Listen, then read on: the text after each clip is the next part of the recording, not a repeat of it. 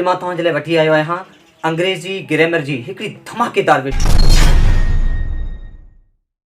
अस्सलाम वालेकुम दोस्तों जेकॾहिं तव्हां कंहिं कॉम्पिटिटिव एग्ज़ाम या कंहिं स्कॉलरशिप जी तैयारी करे रहिया आहियो त अॼु जो ही वीडियो तव्हांजे लाइ इंतिहाई आहे, छाकाणि त अॼु जी हिन वीडियो में पाण ज़िक्र कंदासीं अंग्रेज़ी वारे पोर्शन जो।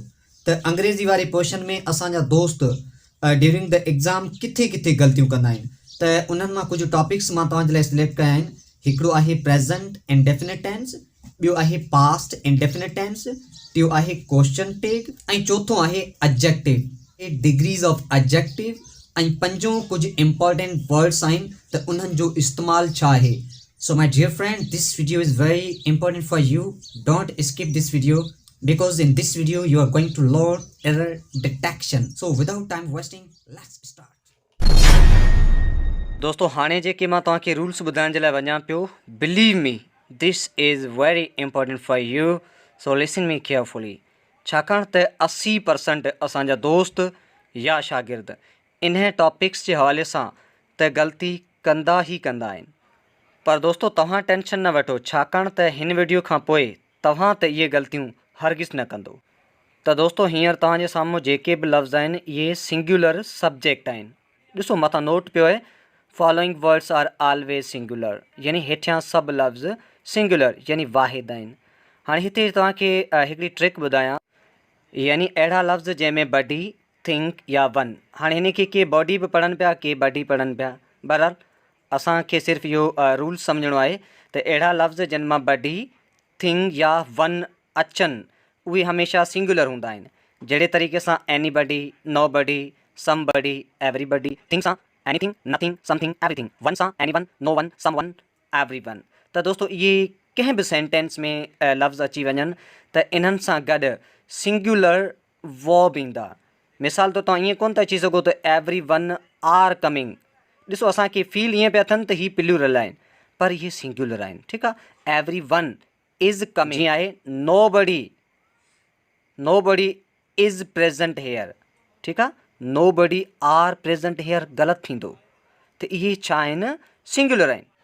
त दोस्तों हाणे अचो त इन्हनि लफ़्ज़नि खे सेंटेंसिस में इस्तेमालु कयूं त जीअं तव्हांखे हीउ टॉपिक यानी इन्हनि लफ़्ज़नि जो इस्तेमालु सम्झ में अची वञे।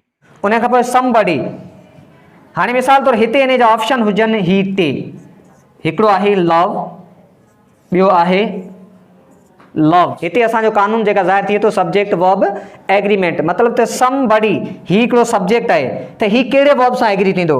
हाणे एग्री उन सां थींदो छाकाणि ही सिंगुलर आहे ऐं सिंगुलर वर्ब हमेशह वर्ब प्लस एस या ई एस खणे थो। त हिते समबडी लव्स थींदो, समबडी लव्स विथ यू, यानी को माण्हू तोसां प्यार करे थो या को माण्हू तोखे चाहे थो। साॻियो रूल अपनाईंदासीं असां त नोबडी छा आहे, हिकिड़ो सिंगुलर आहे त सिंगुलर सां गॾु हमेशह सब्जेक्ट प्लस वर्ब जी first form plus S or E S. त हिते थींदो nobody dares, nobody dares to touch a finger. Nothing better than nothing, ही हिकिड़ो प्रोवर्ब आहे, मे बी तव्हांखे ख़बर हुजे।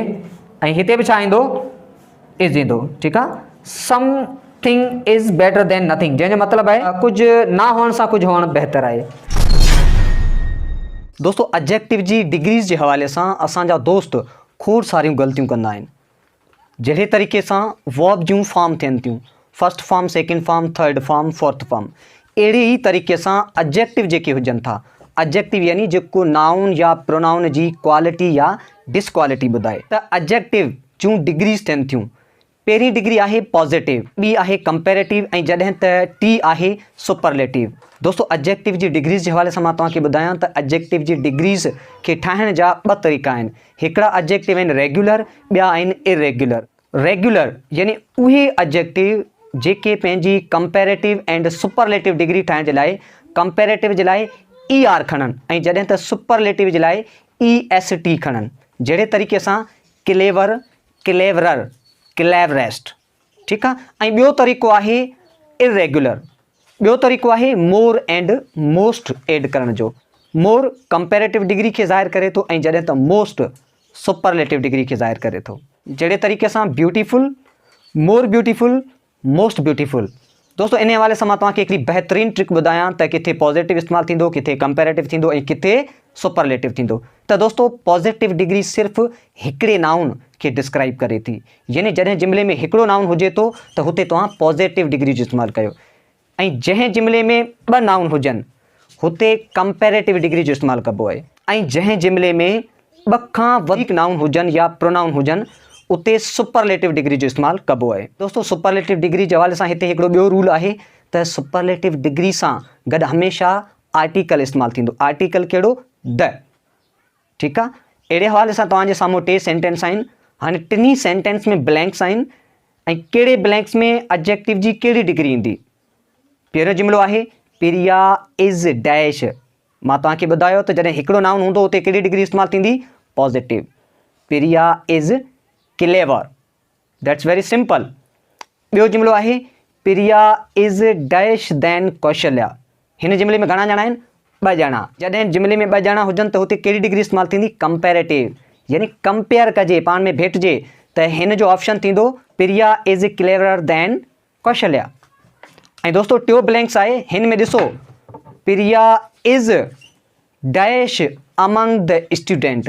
हाँ, हिकिड़े पासे स्टूडेंट्स आहे, ॿिए पासे प्रिया आहे, मतिलबु त सेंटेंस में ॿ खां वधीक आहिनि। त जॾहिं सेंटेंस में ॿ खां वधीक नाउन हुजनि हुते कहिड़ी डिग्री इस्तेमालु थींदी? सुपरलेटिव। त इन जो करेक्ट ऑप्शन थींदो Priya is the cleverest among the student. ऐं दोस्तों विदाउट आर्टिकल का बि सुपरलेटिव डिग्री इस्तेमालु नथी थी सघे। मिसाल तौर तव्हां ईअं नथा चई सघो त Karachi is biggest city of Pakistan. हीउ जुमिलो ग़लति आहे। ग़लति इन सेंस आहे छाकाणि त इन में आर्टिकल कोन्हे, त हीउ करेक्ट ईअं थींदो Karachi is the biggest city of Pakistan. त प्यारा दोस्तों, होपफुली तव्हांखे मुंहिंजो हीउ वीडियो सुठो लॻंदो। अगरि जेकॾहिं वीडियो तव्हांखे पसंदि आई आहे त प्लीज़ वीडियो खे लाइक कजो। मूंखे पघर बि जाम थी वियो आहे। This is hard working only for U. अॼु जे हिन वीडियो में मां तव्हांखे क्वेश्चन टैग जे हवाले सां शॉर्ट ॿुधाईंदुसि ऐं सभु कुझु ॿुधाईंदुसि। त दोस्तों असांजो टॉपिक आहे क्वेश्चन टैग। क्वेश्चन टैग जो मतिलबु आहे त जुमिले जो उहो नंढिड़ो हिसो, ठीकु आहे, जंहिं मां सुवालु पुछियो वञे। मतिलबु त असां क्वेश्चन टैग खे पंहिंजी डेली स्पोकन लैंग्वेज में बि इस्तेमालु कंदा आहियूं। असां ॾिसो चवंदा आहियूं यार तो मुंहिंजो कमु कयो या न, त ॾिसो तो मुंहिंजो कमु कयो या न, आख़िरी या न, इहो क्वेश्चन टैग आहे। ठीकु आहे, या क्वेश्चन टैग खे शॉर्ट फॉर्म बि तव्हां चई सघो था, बिल्कुलु शॉर्ट फॉर्म, हिकिड़ी शॉर्ट हिकिड़ी शिकिल जंहिंमां सुवालु पुछियो वञे थो। या कॉन्ट्रैक्शन, जीअं कॉन्ट्रैक्शन में डोंट, डज़ंट, डिडंट, हैवंट। हींअर मां तव्हांखे जेको कुझु ॿुधायो इहे सभु छा आहिनि? कॉन्ट्रैक्शन बि आहिनि ऐं या इन्हनि खे तव्हां क्वेश्चन टैग बि चई सघो था। दोस्तों क्वेश्चन टैग जे हवाले सां मां तव्हांखे ॿुधायां त क्वेश्चन टैग वारे जुमिले जा ॿ हिसा हूंदा आहिनि। हिकिड़ो हुन में जुमिलो हुजे थो ऐं ॿियो पार्ट हुन में क्वेश्चन टैग जो हुजे थो।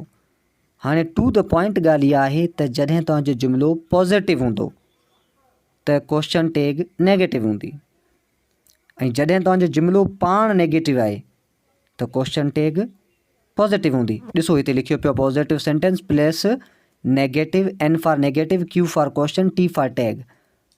जहिड़े तरीक़े सां ही इज़ डॉक्टर, ॾिसो ही पॉज़िटिव जुमिलो आहे, अॻियां कामा, वरी इज़ नॉट ही या इज़ंट ही, इज़ नॉट ही छा आहे? क्वेश्चन टैग आहे। ठीकु आहे, वरी चए थो जॾहिं negative sentence plus P for positive, Q for question, T for tag.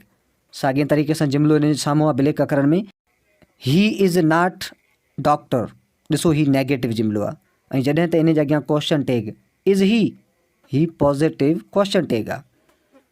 हाकारीअ जुमिले सां गॾु नेगेटिव क्वेश्चन टैग ऐं जॾहिं त नाकारीअ जुमिले सां गॾु positive question tag. That's very simple. ऐं दोस्तों हिते ॿियो रूल इहो आहे त तव्हांखे सेंटेंस जेको क्वेश्चन टैग जे अॻियां जेको जुमिलो इस्तेमालु कयो तव्हां उहो बि ज़हन में रखिणो आहे, उन जा हेल्पिंग वर्ब ज़हन में रखणा आहिनि।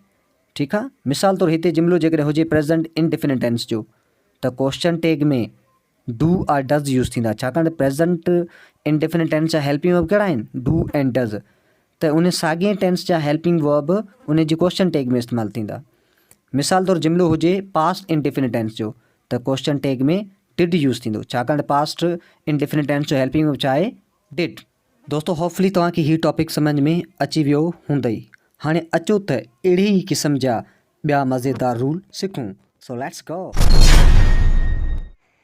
त दोस्तों वीडियो थोरो वॾो ज़रूरु थी सघे थो, but this is very important for U, छाकाणि त हिन वीडियो खां पोइ इन साॻी टॉपिक सां रिलेटेड तव्हांखे ॿी कंहिं बि वीडियो खे ॾिसण जी हरगिज़ ज़रूरत न पवंदी। त हिते असां वटि आहे सब्जेक्ट वर्ब एग्रीमेंट। ठीकु आहे, सब्जेक्ट वर्ब एग्रीमेंट में असां वटि हिते टॉपिक आहे present indefinite tense. Present indefinite tense खे प्रेज़ेंट सिंपल टेंस बि चइबो आहे। दोस्तों प्रेज़ेंट इंडेफिनिट टेंस जो हिकिड़ो कानून आहे त जॾहिं जुमिले में कमु करण वारो अकेलो हूंदो। ठीकु आहे, हिते ॾिसो singular subject plus verb plus ES plus S plus object. तव्हांखे मैं सिंपली ॿुधायां त जॾहिं जुमिले में कमु करण वारो सिंगुलर हूंदो त वर्ब सां गॾु S या ES ईंदो। उन खां पोइ जॾहिं जुमिले में कमु करण वारा घणा हूंदा त वर्ब पंहिंजी असली हालत में हूंदो। एग्ज़ाम्पल तव्हांजे साम्हूं आहे ही राइट्स कॉपी। हिते ॾिसो ही प्रोनाउन आहे ऐं जॾहिं त राइट्स जेको आहे उहो वर्ब आहे, उनखे प्लूरल कयो वियो आहे। ही सिंगुलर आहे प्रोनाउन ऐं जॾहिं त राइट्स वर्ब उहो प्लूरल आहे। ही राइट्स कॉपी। ऐं वरी हेठियों जुमिलो ॾिसो दे राइट कॉपी। राइट सिंगुलर आहे जॾहिं त सब्जेक्ट जेको दे इहो बि प्रोनाउन आहे। हिते ॾिसो सब्जेक्ट प्लूरल आहे ऐं जॾहिं त वर्ब सिंगुलर आहे। ऐं मथे जुमिले में ॾिसो त ही सिंगुलर सब्जेक्ट आहे ऐं जॾहिं त वर्ब प्लूरल आहे। त अहिड़े ई हवाले सां दोस्तो हिते पीले बैकग्राउंड में ब्लैक अखरनि में लिखियो पियो आहे जेकॾहिं सब्जेक्ट वाहिद आहे त वर्ब जमे ऐं जेकॾहिं सब्जेक्ट जमे आहे त वर्ब वाहिद यानी अकेलो। That's very simple. हाणे अचो त इन सां रिलेटेड हिकिड़ी एक्सरसाइज़ कयूं त जीअं तव्हांखे इहो वधीक सम्झ में अचे त जेके एरर डिटेक्शन में जेके इहे सुवाल खे उबतो सुबतो फेराए सेराए जेके ठाहींदा आहिनि उहे कीअं ठाहींदा आहिनि। त दोस्तो साॻे ई टेंस जे हवाले सां तव्हांजे साम्हूं एक्सरसाइज़ आहे जेको आहे सवालिया जुमिले जे हवाले सां। ठीकु आहे, इंटेरोगेटिव सेंटेंस। त उन जे लाइ तव्हांखे प्रेज़ेंट इंडेफिनिट टेंस जा हेल्पिंग वर्ब लाज़मी ज़हन में रखणु खपनि। त डू आहे प्लूरल जे लाइ ऐं जॾहिं त डज़ आहे सिंगुलर जे लाइ। ठीकु आहे, मतिलबु त जॾहिं जुमिले में कमु करण वारा मतिलबु त जुमिले में सब्जेक्ट प्लूरल हूंदो त उन सां गॾु डू यूज़ थींदो ऐं जॾहिं त जुमिले में कमु करण वारो सिंगुलर हूंदो त उन सां गॾु डज़ यूज़ थींदो। ऐं जॾहिं जुमिले में डू ऐं डज़ इस्तेमालु थियनि था तॾहिं वर्ब सां गॾु का बि S या ES वग़ैरह न लॻंदो। इहो रूल पंहिंजे ज़हन में विहारे छॾियो तव्हां। अहिड़े हवाले सां एक्सरसाइज़ आहे, ॾिसो डज़ आई ईट मील।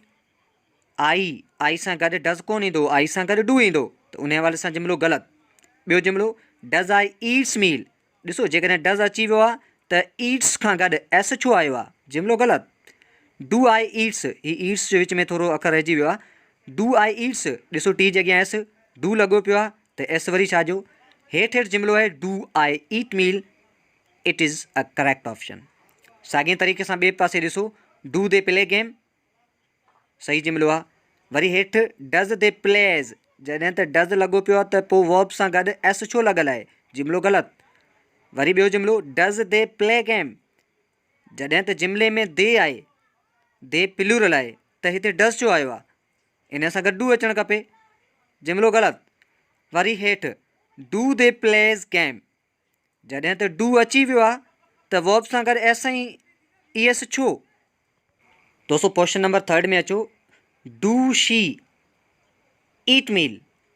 हाणे जॾहिं त शी लॻो पियो आहे, शी अकेलो आहे त अकेले सां गॾु डज़ अचणु खपे, डू वरी छो, जुमिलो ग़लति। डज़ शी ईट्स मील, हाणे जॾहिं त डज़ लॻो पियो आहे त वर्ब सां गॾु S ऐं ES छो, जुमिलो ग़लति।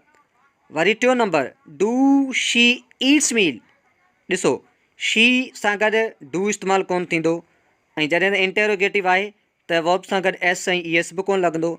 आख़िरी जुमिले खे ॾिसो does she eat meal, this one of them is correct option. ही इन्हनि सभिनी मां करेक्ट ऑप्शन आहे। दोस्तों हेठि ॾिसो तव्हां इन टेंस जे सवालिये जुमिले में वर्ब जी फर्स्ट फॉर्म इस्तेमालु थींदी ऐं वर्ब खां गॾु का बि S या ES न लॻंदो। That's very simple. त दोस्तों होपफुली तव्हांखे ही टॉपिक सम्झ में अची वियो हूंदो। दोस्तों जहिड़े तरीक़े सां मां तव्हांखे पहिरीं ॿुधायमि त असां सब्जेक्ट वर्ब एग्रीमेंट में खोड़ सारियूं ग़लतियूं कंदा आहियूं। त सब्जेक्ट वर्ब एग्रीमेंट में असां वटि जेको टॉपिक आहे उहो आहे पास्ट इंडेफिनिट टेंस ऐं पास्ट इंडेफिनिट टेंस जो हेल्पिंग वर्ब आहे डिड। हाणे मां तव्हांखे ॿुधायां त डिड जो फंक्शन छा आहे, यानी हेल्पिंग वर्ब जो कमु छा आहे। त इहो तव्हांखे सम्झणु खपे त हेल्पिंग वर्ब जो जेको कमु आहे उहो कंहिं बि पॉज़िटिव जुमिले, कंहिं मां मुराद त उन ई टेंस जो पॉज़िटिव जेको जुमिलो आहे उन खे सुवालिया, नाकारिया या ज़ोरदार करणु। ठीकु आहे, त अहिड़े हवाले सां ॾिसो ही पास्ट इंडेफिनिट टेंस, इन जो पॉज़िटिव जुमिले जी जेका स्ट्रक्चर आहे उहा आहे subject plus V2 plus object. यानी पॉज़िटिव जेका स्ट्रक्चर इन जी आहे उन में सब्जेक्ट खां गॾु वर्ब जी सेकेंड फॉर्म प्लस ऑब्जेक्ट। दोस्तो मां तव्हांखे ॿुधायां त वर्ब जी सेकेंड फॉर्म सिर्फ़ु वाहिद टेंस पास्ट इंडेफिनिट टेंस आहे जंहिंमें इस्तेमालु थींदी आहे। अहिड़े तरीक़े सां हिते जुमिलो आहे ब्लैक अखरनि में, ही प्लेड गेम, ही सब्जेक्ट प्लेड V2 यानी वर्ब जी सेकेंड फॉर्म गेम ऑब्जेक्ट, यानी ही रांदि खेॾियो। ऐं जॾहिं त पॉज़िटिव जुमिले खे असां इंटेरोगेटिव कयूं तॾहिं असां छा कंदासीं, हेल्पिंग वर्ब इस्तेमालु कंदासीं उन ई टेंस जो। त इन टेंस जो हेल्पिंग वर्ब छा आहे, डिड। त साॻिए तरीक़े सां जॾहिं असां इंटेरोगेटिव कंदासीं त इन जी स्ट्रक्चर वरी थोरी चेंज थींदी। पहिरीं did plus subject plus V1 plus object. सही आहे, त हिते ॾिसो त जॾहिं डिड अची वियो त वर्ब जी फस्ट फॉर्म इस्तेमालु थींदी। इहो ई इम्पोर्टेंट रूल आहे जंहिंमें असांजी संगत तमामु घणियूं ग़लतियूं कंदी आहे। त जॾहिं डिड अची वञे थो त वर्ब जी सेकेंड फॉर्म इस्तेमालु कोन थींदी, छाकाणि त वर्ब जी सेकेंड फॉर्म सिर्फ़ु पॉज़िटिव जुमिले में, इंटेरोगेटिव में न। अहिड़े तरीक़े सां हिते ब्लैक अखरनि में लॻो पियो आहे डिड ही प्ले गेम। ॾिसो डिड अची वियो आहे त हिते वर्ब जी फस्ट फॉर्म प्ले। अहिड़े ई तरीक़े सां वाइट बैकग्राउंड में लिखियो पियो आहे, चयो त इन टेंस जे सवालिये जुमिले में वर्ब जी फस्ट फॉर्म इस्तेमालु थींदी ऐं जुमिले जी शुरूआति में डिड लॻायो वेंदो। हाणे अचो त एरर ॾिसूं त हिन टेंस जे हवाले सां एरर यानी ग़लतियूं कहिड़ियूं थींदियूं आहिनि। हिते ॾिसो तव्हांजे साम्हूं रेड बैकग्राउंड में वाइट अखरनि में डिड शी प्लेड गेम, जुमिलो सही आहे? जी न, छाकाणि त मां तव्हांखे पहिरीं ॿुधायो त जॾहिं डिड अची वेंदो त वर्ब जी फस्ट फॉर्म ईंदी, त हिते प्लेड इहो ग़लति आहे, हिते प्ले ईंदो, प्ले। ठीकु आहे, ॿियो जुमिलो आहे डिड शी प्लेज़ गेम। हाणे डिड अची वियो आहे त हिते प्लेज़, हाणे प्लेज़ जेकॾहिं लॻायो त बि जुमिलो ग़लति आहे, छाकाणि प्लेज़ जेको आहे इहो प्रेज़ेंट इंडेफिनिट टेंस जो मेन वर्ब आहे। ही पास्ट इंडेफिनिट टेंस में कोन ईंदो। एस या ES सिर्फ़ु ऐं सिर्फ़ु प्रेज़ेंट इंडेफिनिट टेंस में इस्तेमालु थींदी आहे, पास्ट इंडेफिनिट टेंस में न। त ही बि जुमिलो ग़लति आहे। त दोस्तो अहिड़े हवाले सां असां खोड़ सारियूं ग़लतियूं कंदा आहियूं। दोस्तो सेम तरीक़े सां जॾहिं असां इन जे पॉज़िटिव जुमिले खे जेकॾहिं नाकारीअ कयूं त बि डिड जो इस्तेमालु थींदो ऐं हुन में वर्ब जी फस्ट फॉर्म इस्तेमालु थींदी। जेकॾहिं इन खे तव्हां ज़ोरदार बनायो त डिड सां गॾु वर्ब जी फस्ट फॉर्म। मिसाल तौरु असां इन सेम जुमिले खे जेकॾहिं असां एम्फेटिक कयूं त थींदो ही डिड प्ले गेम। हाणे डिड बि अची वियो आहे ऐं वर्ब जी फस्ट फॉर्म। त दोस्तो होपफुली तव्हांखे हीउ टॉपिक सम्झ में अची वियो हूंदो।